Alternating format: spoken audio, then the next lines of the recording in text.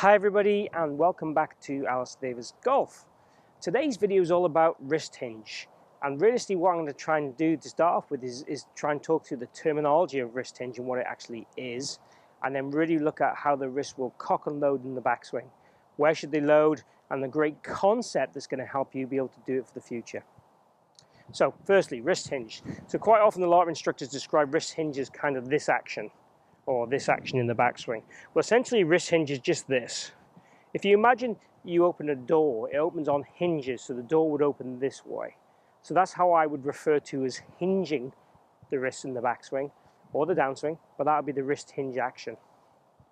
In terms of what I would want to see in the backswing would be some little hinge for sure, but I'd want to see more wrist cock. So imagine if you had a gun and you went to cock your gun to load it, that would be the action I'd want to see in this. And it's kind of like this, loading your wrists. So again, from the side-on view, loading your wrists. So when the wrists go back, they're actually going to hinge a tiny bit for sure, and then they're going to cock or set to get the correct shape we would want. So the biggest questions I get asked by players is, when should they do this? Should it happen early or late, and does it really matter? And in honest truth, if the backswing gets to the end of the backswing, we get a good position with our arms and wrists, it doesn't matter if it happens early or late. And I can show you examples of players that do it early and examples of players that do it late.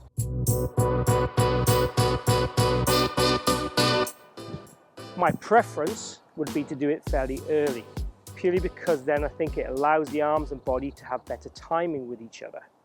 So what I normally see with very good players is the wrist would cock somewhere between the thigh and somewhere between the kind of chest position.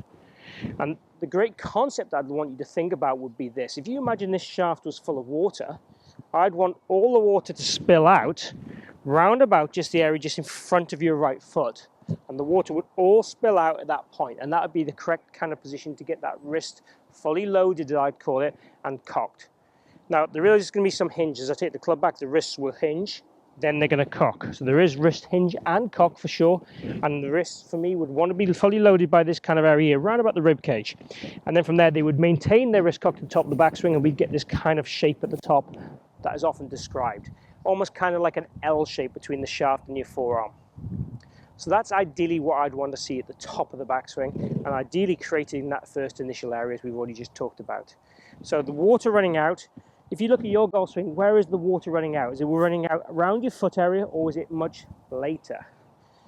One of my good friends always describes this kind of move as the kind of umbrella move. Are you holding an umbrella?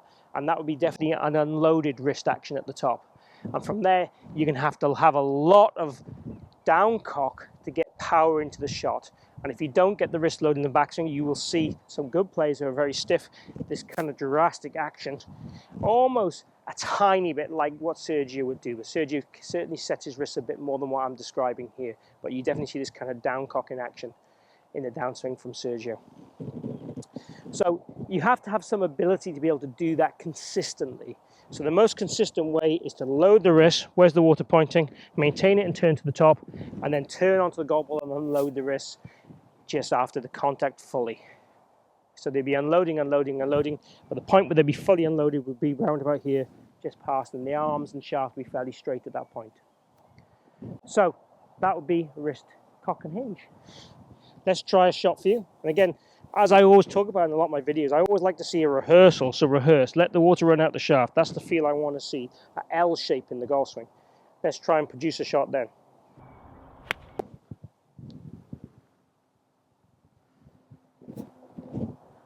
Okay, so that was the feel. Just set those wrists early and rehearsing it. It also might well help with your takeaway as well, get the direction of the club set correctly for you. So hopefully that's explained to you quite a bit about wrist hinge, wrist cock, the umbrella move, and letting the water out the shaft. For some reason it's all related to rain. Maybe it's because I live in the UK and we get a lot of rain, but it's all related to rain. Hope you enjoyed the video. If you did, please click like down below. If you haven't subscribed already, please do so. I've got regular content coming every single week. And please post any comments below, especially if any videos you want me to cover. I'll happily get back to you with an answer as soon as I can. And thank you for watching.